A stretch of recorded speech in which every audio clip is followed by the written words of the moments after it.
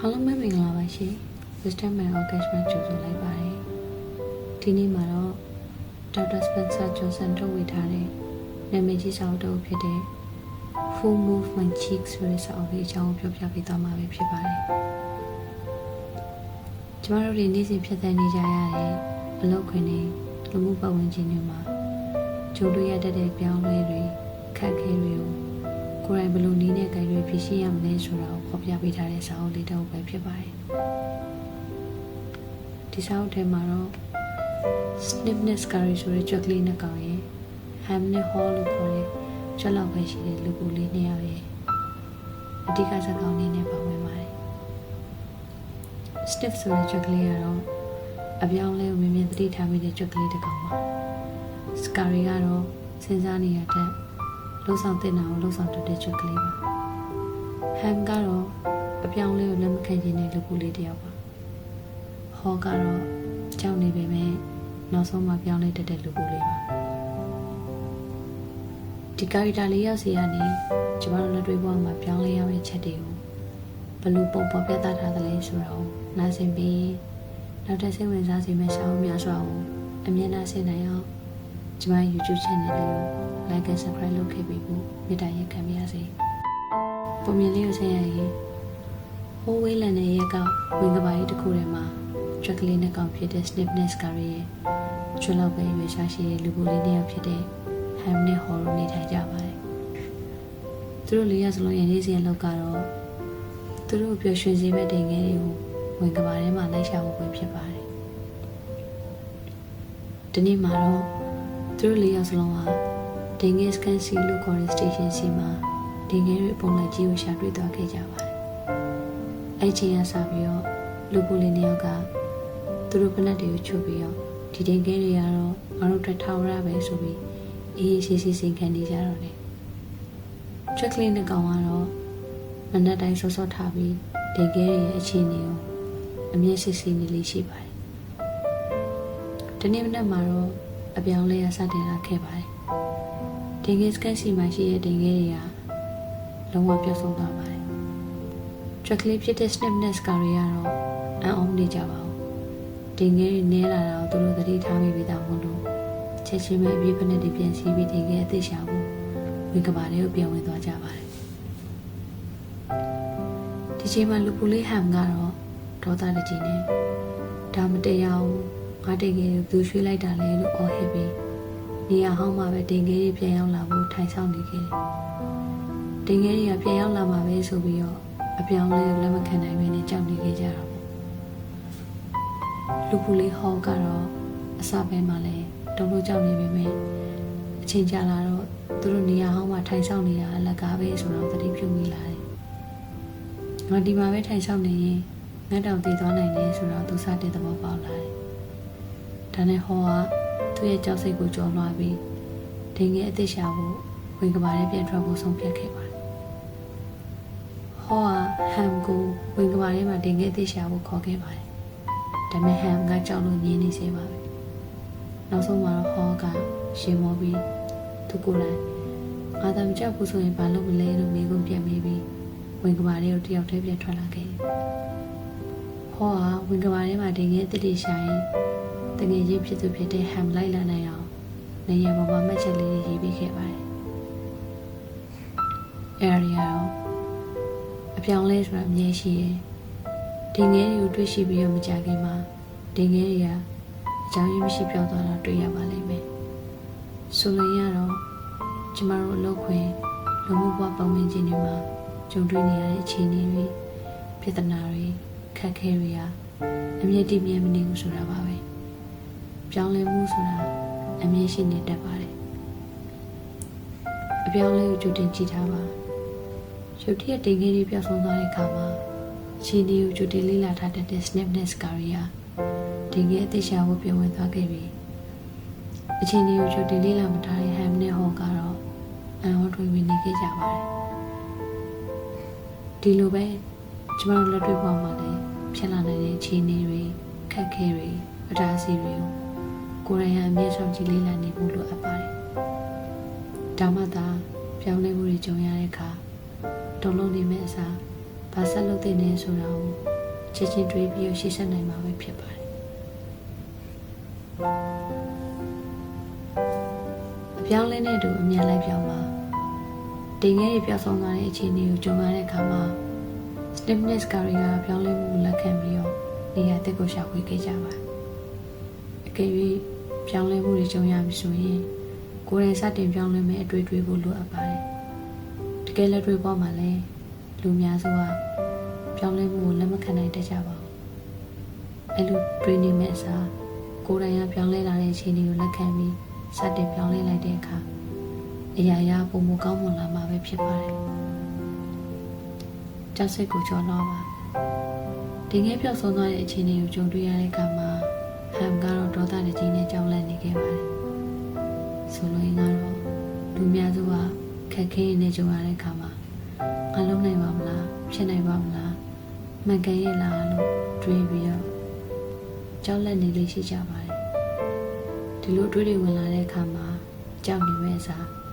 ငါတော့မကြောက်ဘူးဆိုရင်ဘာလုပ်မလဲလို့ကိုပြန်မေးကြည့်ပါကြောက်စိတ်ကိုကြော်လို့မေးလှုပ်ရှားလိုက်တဲ့အခါလွတ်လပ်မှုခံစားရပါလိမ့်မယ်အဲ့နောက်မှာဟောဟာဒီကဘာထဲမှာအချင်းကြလဲရှာဝေးပြီးရဲ့နောက်သူတခါမှမမြင်ဘူးလောက်အောင်များပြလာတဲ့ဒေငယ်ပုံကြီးရှိတဲ့ဒေငယ်စကန်အန်ကိုရှာတွေ့ခဲ့ပါတယ်ထိုစကန်မှာသူရင်းနှီးပြီးသားဒေငယ်တွေသာမကပဲနဲ့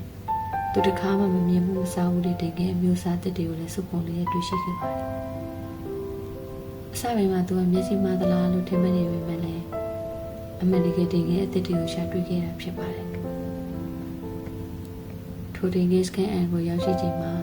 သူရဲ့တငယ်ချင်းတစ်ကောင်ဖြစ်တဲ့ Stiffness ကာရီတို့နဲ့လည်းပြတွေ့ခဲ့ပါတယ် Stiff ကတော့ကောင်းကြီးနှုတ်ဆက်ပြီး Scary ကတော့လက်ဝဲရံပြီးဟောကျူဆူလိုက်ကြပါတယ်ဒီငယ်အစ်တွေကိုစားပြီးရဲ့နောက်မှာဟောကအရင်ကလိုမျိုးပေါ်ဆဆမနေတော့ဘဲနဲ့ပြောင်းလဲကျင့်ကြံနေထိုင်ပါတော့တယ်ဘလို့ပြောင်းလဲနေထိုင်တယ်လဲဆိုရင်အမြဲစင်စင်ဖြစ်နေအောင်ဟောသူ့ရဲ့အပြေးဖက်နဲ့ဝေစာတွေကိုလှုပ်မပစ်လိုက်ပဲနဲ့လိုအပ်လို့ရှိရင်ချက်ချင်းပြန်စည်းနိုင်ဖို့အနားမှာတေချာခောက်သိမ်းထားခဲ့ပါတယ်။ကျမတို့ဘဝမှာလည်းအချိန်မီပြောင်းလဲမှုတွေရှိလာတတ်တာကြောင့်အမြဲဖြစ်စဉ်ထားဖို့လိုအပ်ပါတယ်။အမြဲဖြစ်စဉ်မှုလိုမယ်လို့ဆိုလိုရင်းပဲဖြစ်ပါတယ်။စောင့်ကြည့်စစ်ဆေးခြင်းဟောဟာဒီတိုင်းတင်ဂစ်ကန်အန်ရဲ့အခြေအနေကိုစစ်ဆေးပြီးတော့တင်ဂစ်ရဲ့လက်ဆက်မှုရှိမရှိနဲ့ပမာဏရောနေသွားခြင်းရှိမရှိကိုအမြဲမပြတ်ဆောင်ကြည့်နေခဲ့ပါတယ်။အဲ့လိုပဲကျမတို့ရောက်ရှိနေတဲ့နေရာကျမတို့ပိုင်ဆိုင်ထားတဲ့အရာတွေကရှိတည်မြဲနေဖို့အတွက်အမြဲဆောင်ကြည့်လေ့လာနေသင့်ပါတယ်။နေမီတစ်တွေကိုရှာဖွေခြင်းဟောဟာလက်ရှိချိန်ဒီမှာတကယ်အစ်စ်တွေအများကြီးရှိနေပေမဲ့လည်းဝင်ကမာတွေကိုခဏပြန်ထွက်ပြီးဘဝဝင်ချင်းမှာဘာတွေဖြစ်နေလဲဘာတွေပြောင်းလဲနေလဲဆိုတာကိုအမြဲလေ့လာစူးစမ်းပြီးနေသွားခဲ့ပါတယ်။ကျမတို့လက်တွေ့ဘဝမှာလည်းထိုနည်းတူစွာပဲလက်ရှိရောက်ရှိနေတဲ့နေရာကနေရုပ်ထွက်နိုင်ပြီးပုံမကောင်းမှုမနေရတတိကိုသွားနိုင်မယ့်နည်းလမ်းတွေကိုအမြဲလေးလာနေဖို့လိုအပ်တယ်ဆိုတဲ့အကြောင်းကိုဆိုလိုထားခြင်းပဲဖြစ်ပါတယ်။ဟောသူတငယ်ချင်းဖြစ်တဲ့ဟမ်ကိုတွားခုံဖို့စဉ်းစားခဲ့ပေမဲ့ဟမ်တယောက်သူချန်ထားခဲ့တဲ့နေရာစာတွေကိုဖတ်ပြီးတနေ့နေ့မှာသူ့ရဲ့ကြောက်စိတ်ကိုကြော်လွှားပြီးသူကိုယ်တိုင်လမ်းရှာတွေးမှသာအတိတ်ပဲရှိမယ်လို့တွေးပြီးဟမ်ရောက်လာမယ့်အချိန်ကိုမျှော်လင့်နေခဲ့ပါတယ်။ဒီဆောင်ရဲ့နောက်ဆုံးခိုက်တက်မှာတော့ဟောက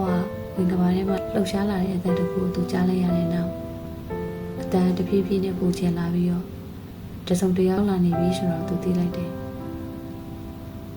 ဒါသူ့ရဲ့တကယ်ချင်းဟမ်ဖြစ်ပါစေလို့တွေးပြီးဟမ်တယောက်အပြောင်းလဲနေတူတူလိုက်ပါပြောင်းလဲနိုင်ပါစေလို့ဆုတောင်းရင်ပုံမြင်လေးကပြီးဆုံးသွားခဲ့ပါတယ်။ဒီဆောင်လေးထဲမှာပါတဲ့ဒေငယ်ဆိုတာဘာလို့ဆိုလိုတာလဲဒေငယ်ဆိုတာကျမတို့ဘဝမှာရရှိလို့တဲ့အရာတွေဖြစ်တဲ့အလုပ်ကိုင်အသက်ဆက်နွယ်မှုဝေကြီးရမ်းမာရေးဒါမှမဟုတ်ပျော်ရွှင်စေမယ်လို့ယုံကြည်ထားတဲ့အရာမှန်သမျှနဲ့စိတ်ငြိမ်ချမ်းမှုစသည်လို့ဆိုလိုတာပဲဖြစ်ပါတယ်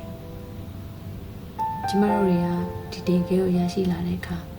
အရင်တွေ့ကတ်တက်ပြီးတနေ့နေ့မှာဒါတွေပျောက်ဆုံးသွားရင်ဒါမှမဟုတ်ပြောင်းလဲသွားရင်အရင်အောင်စိတ်ထိခိုက်ခံစားရလိမ့်ရှိပါတယ် ဇက်ကောင်လေးကိုရှိရဲ့ဝင်ကဘာဆိုတာကတော့ကျမတို့အမှန်တကယ်လိုချင်တဲ့အရာတွေကိုရှာဖွေဖို့အတွက်အချိန်ကုန်ဆုံးနေရတဲ့နေရာတွေကိုဆိုလိုတာပါလက်တွေ့ပေါ်မှာဆိုရင်ဒါကျမတို့လုံလုံနေတဲ့အဖွဲ့အစည်းကျမတို့နေထိုင်နေတဲ့လူမှုပတ်ဝန်းကျင်ဒါမှမဟုတ်ကျမတို့ဘဝမှာရှိတဲ့လူမှုဆက်ဆံရေးတွေကိုဆိုလိုတာပဲဖြစ်ပါတယ်တင်ငယ်အဟောင်းဆိုတာကတော့အောင်မြင်မှုမပေးနိုင်တော့တဲ့လုံနီးလုံဟန်အဟောင်းတွေဒါမှမဟုတ်အတွေးကောအဟောင်းတွေဖြစ်နိုင်ပါတယ်ဒီလန်ဟောင်းတွေကိုမြင်မြင်လဲလွတ်နိုင်လေပုံမကောင်းမွန်တဲ့ဒီလန်တက်တွေကိုမြင်မြင်ရှာတွေ့နိုင်လေပဲဖြစ်ပါတယ်ဇက်ကောင်အားလုံးအစောပိုင်းမှာရှာတွေ့ခဲ့တဲ့တင်ငယ်စကန်စီဆိုတာကတော့လက်တွေ့ဘဝမှာဆိုရင်ဒါကျမတို့ရရှိထားတဲ့အောင်မြင်မှုတွေပိုင်ဆိုင်မှုတွေနဲ့တတော်တတရှိနေတဲ့အခြေအနေဟောင်း comfort zone ကိုဆိုလိုတာပဲဖြစ်ပါတယ်တင်ငယ်စကန်အန်ဆိုတာကတော့အပြောင်းလဲတွေကိုလက်ခံပြီးမှဝင်ကဘာထဲမှာထပ်မံရှာဖွေကြည့်ရတယ်တွေ့ရှိခဲ့တဲ့နေရာတစ်ခုဖြစ်ပါတယ်လက်တွေ့ဘဝမှာဆိုရင်အပြောင်းလဲနဲ့တူလိုက်ပါပြောင်းလဲပြီးမှရရှိမှဖြစ်တဲ့အခွင့်အလမ်းတစ်တွေ